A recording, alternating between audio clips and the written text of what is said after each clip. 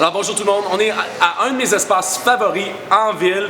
C'est dans ma communauté, c'est une galerie d'art, c'est la galerie d'art d'Ottawa qui est vraiment ancrée dans le centre-ville, tout près de la rue Rideau, du centre Rideau, connecté à la cour des arts. Puis je suis avec la directrice des communications, Véronique Couillard. Véronique, merci de nous accueillir. On a fait quelques vidéoblogs à travers ces dernières années.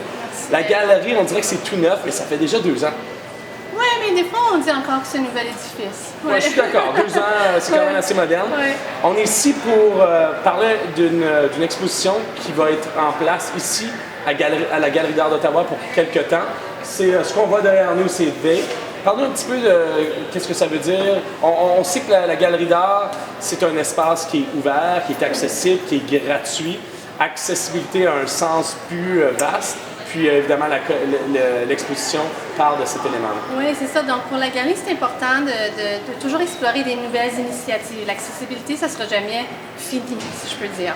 Puis dans ce cas-ci, on a travaillé avec l'artiste Carrie Tierney, qui a décidé de créer une sorte de, si je peux dire, de signalisation ou d'affiche comme œuvre d'art. Donc c'est une sculpture accrochée au mur. Avec un mot que tout le monde reconnaît comme veille, mais qui a maintenant une nouvelle définition, qui est utilisé comme un pronom pour les personnes qui ne veulent pas utiliser, par exemple, he or she ou il ou elle.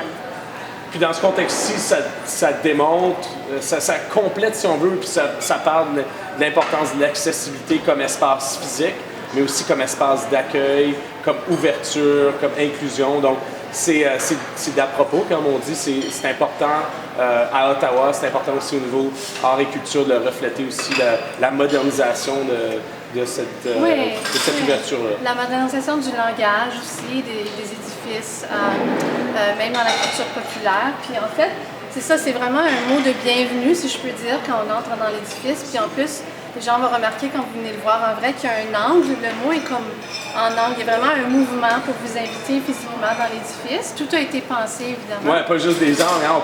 On voit aussi des matériaux très métalliques. On voit de la lumière.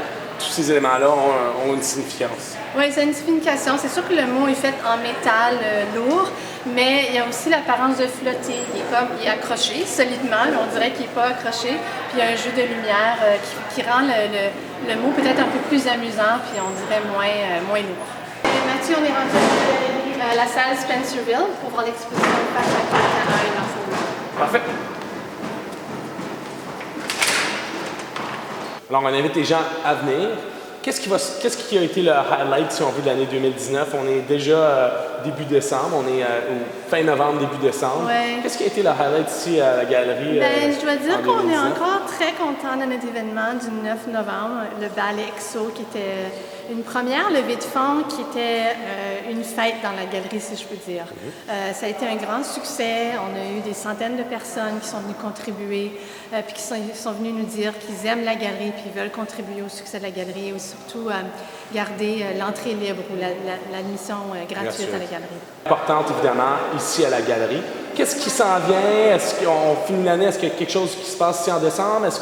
Qu'est-ce qu'on peut un peu partager avec le public pour début 2020? Bien, quelques petites choses à mentionner. Il y a 2 artistes dans le cadre de l'exposition ici qui vont parler avec le public le 7 décembre. Donc, les gens peuvent aller en ligne pour s'inscrire parce que c'est très populaire. Alors, vous pouvez réserver votre place.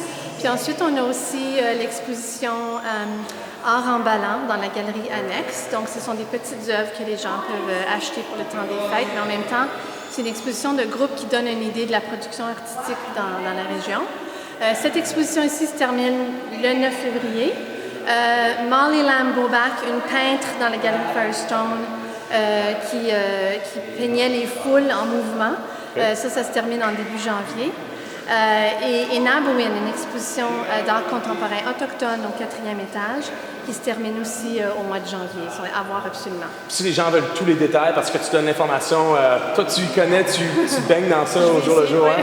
Donc, si les gens veulent plus de détails. C'est le site web, il y a une page spécifiquement pour les expositions, mais il y a aussi un calendrier là, avec vraiment toutes les dates et les liens pour réserver. Mais là, cette semaine, dès le 7 décembre, il y a quelque chose qui se passe. Donc, si ça vous intéresse, venez rencontrer les artistes. Oui, merci.